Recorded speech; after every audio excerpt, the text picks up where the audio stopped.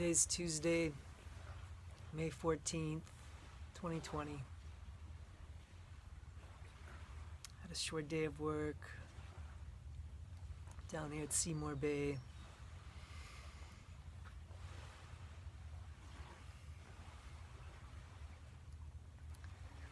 Trying to connect in with my heart, see what's most real for me, most true for me today in this moment.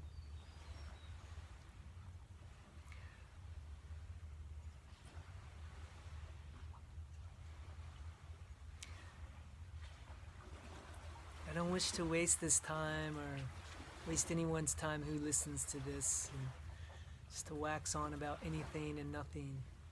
I do this as a practice, both for myself,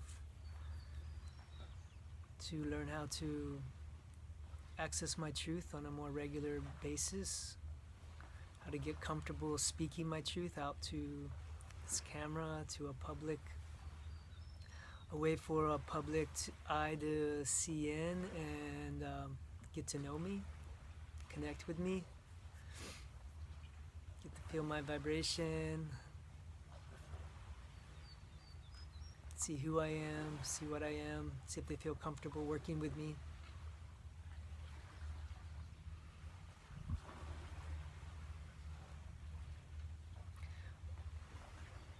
Maybe what's most present for me today is I'm kind of always thinking about what is the most efficient thing I can do to move myself into the next level of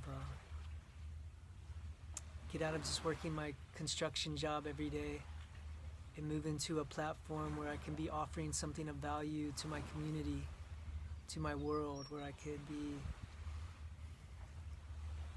speaking encouragement, inspiration, support for people who are claiming and seeking their own path of truth in this life. And as they do that, they're feeling all of the resistance they're meeting up against. Feeling how maybe their lovers, their partners, are the first level of resistance they come up against. Maybe there's arguments each time they speak their truth, each time they claim their truth. Maybe there's differing views right now of what's going on in the world, right down inside your home. Who's telling the truth? Is the President of the United States telling the truth? Is the media telling the truth?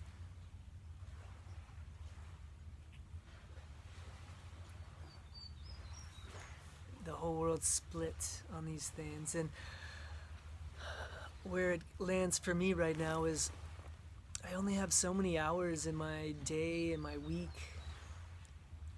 to create, to be in a healthy, positive, energetic, creative state of mind.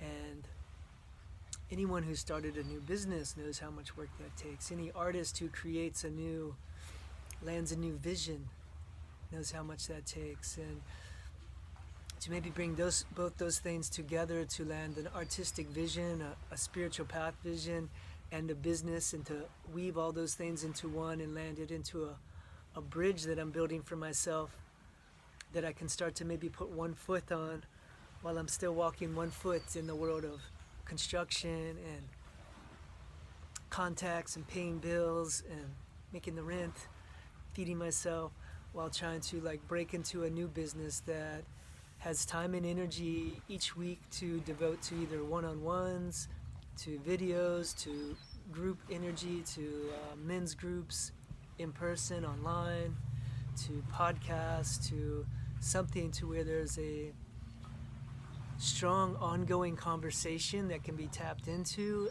and a resource that can be accessed directly for support around what to do as we come up against these next hurdles and obstacles. My personal understanding is that all the challenges we're facing on our planet right now have to do with our own spiritual growth. It's not about finding the right tech solution or building the right infrastructure or creating the new economy. To me, those are all secondary or side issues to us awakening. That until we come into a deeper truth of who and what we are and what we believe in, come into harmony with that for myself, for ourselves, find where our life meets in with the life of the earth, and get clear on whether we're interested in supporting that life and working with it, or if we have a different agenda that we feel is more important. And I feel as we get clear on that, when we look out into the world, we see how clear other people are on that same topic. What's their agenda? Where are they going? Why? Do they see that as the only way possible for humans to live? Because I don't see it that way. I don't see the way we're living on planet Earth as being the only way or the best we could do right now. I see it as a system in collapse, a system that doesn't need saving, a system that needs abandoning and letting go of. A recentering of values, a recentering of dignity and respect for the human being and for life, for consciousness all around us, for learning how to honor the divinity within us and within each other.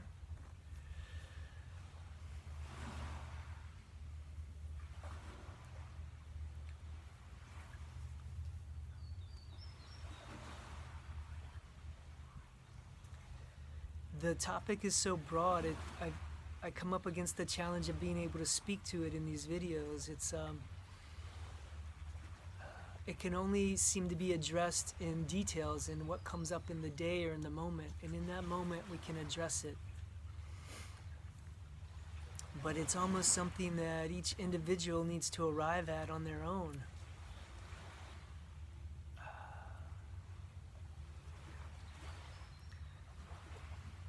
A way of illustrating it is I want to speak to my own personal example of in my life of my mother and my brother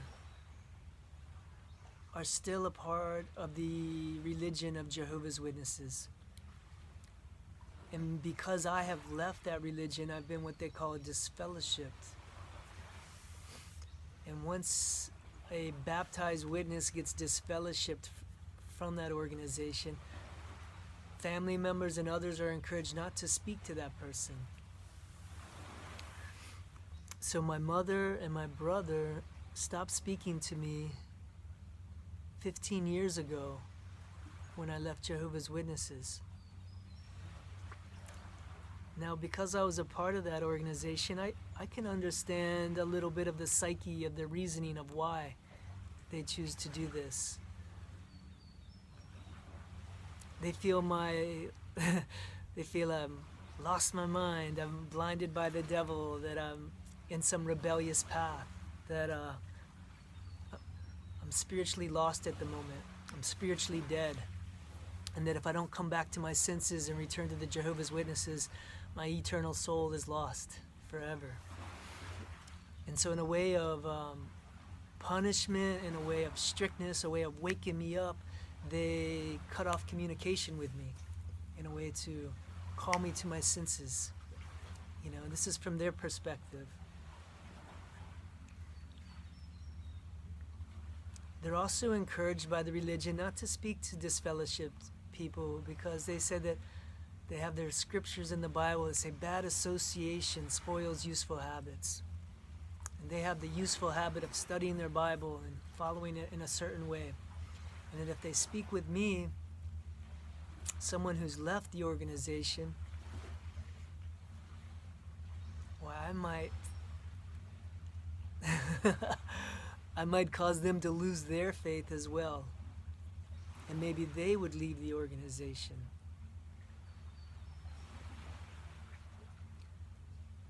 This is their reasoning.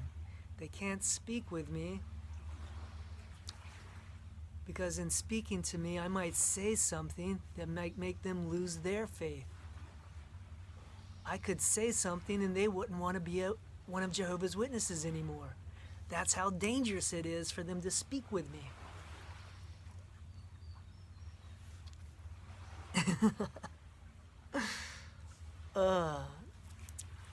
I share this with people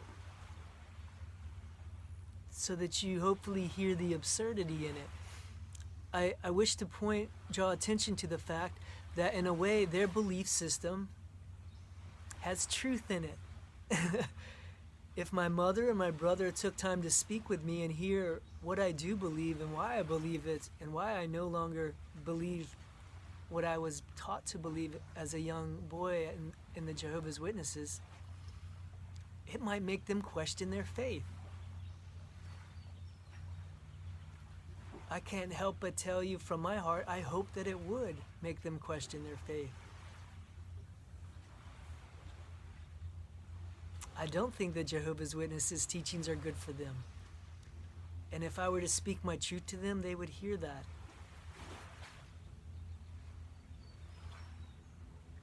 It may make them change their mind or take a deeper look at what their faith is based on and why. My reason for speaking about this story today is to show that their belief that in speaking to me could damage their faith, there's truth in that. Yet, do you see the mind control mechanism in that, in telling people to say, like, don't speak to a disfellowship person, don't speak to people outside of your faith, they could take you out of your faith.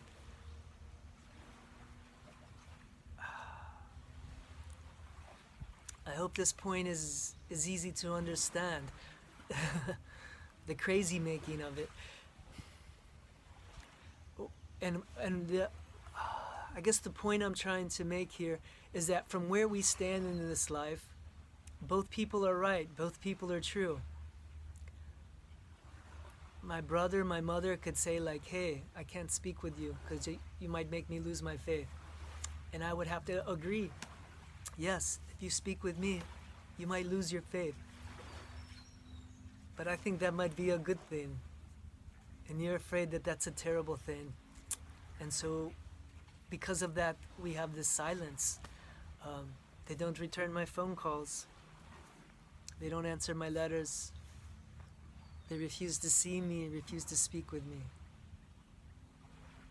Because I may be dangerous to their faith.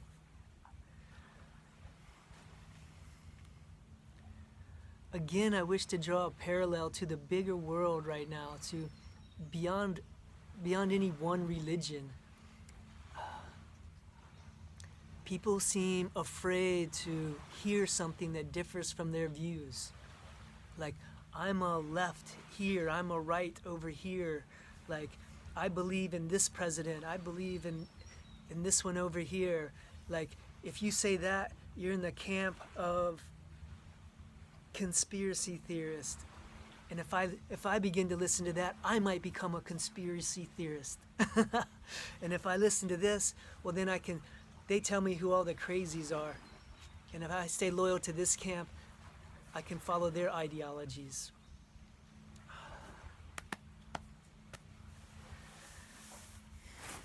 And I guess what I would like to say is that if what your beliefs rest on really are the truth, hearing opposing views will not ever shake the truth. Being willing to listen and hear the opinions that differ from yours or beliefs that differ from yours will not ever shake the truth. And I would say that the most true thing that's happening on our planet right now is that we're in a world shoulder to shoulder with so many people who believe a very different version of their same reality that we're living in. And the more we're willing to hear everyone's version of the truth, I think we get closer to the collective truth of what's really going on. without needing any one version of it to be the entire truth.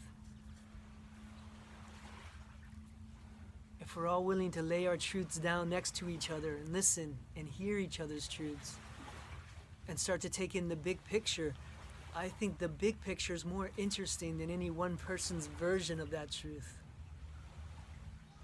The big picture that we all live in a world that we're not in agreement about what's happening in the present moment.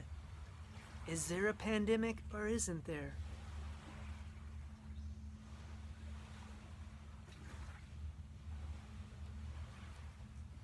Are we being controlled and manipulated?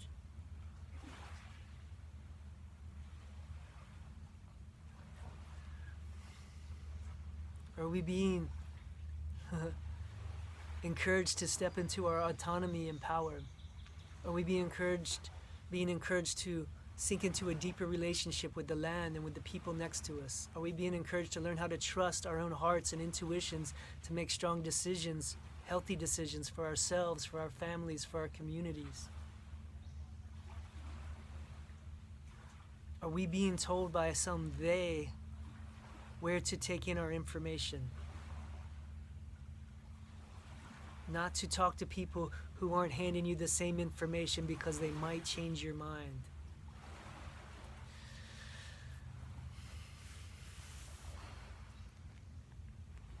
That's what's on my heart today. There's 1,000,001 topics I could speak to, but I feel we all must find that pathway into learning how to think for ourselves, learning how to ground into what our truth is, check in with ourselves all the time on whether we're living that truth, check in with where our beliefs meet up with our loved ones, our neighbors, see where their fears lock up around being able to hear anything other than the one belief that they're desperately gripping onto. And why are they desperately gripping onto it? What's at stake? What's at risk? Allow these scenarios to play out in a bigger way. What's the worst thing that could happen? What's possibly the reason underneath of that? Who's up for grabbing power or control right now? How would that benefit them?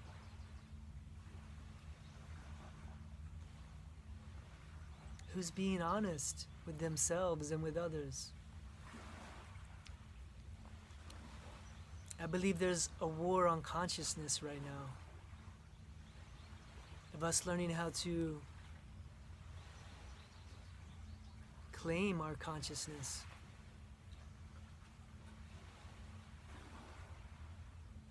Claim who and what we are on the planet, and to show up powerfully as that.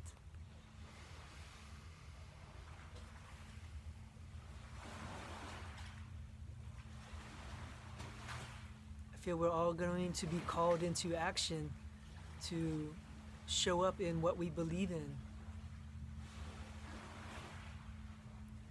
And the world's going to unfold as we step into action with how we value life, how we value each other,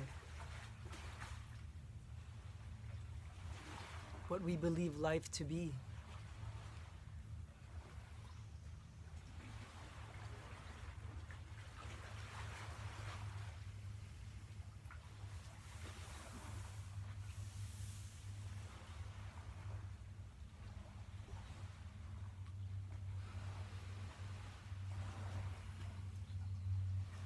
This is my share for today.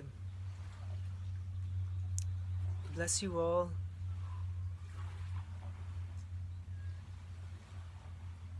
May you find the strength of your own truth. May you not be afraid to share your truth with others, or not be afraid to hear others share their truth with you. In fact, may we encourage this in each other. May we support each other in finding our truth and in speaking it and in sharing it, knowing that the more people who do this, the closer we will be to the real truth.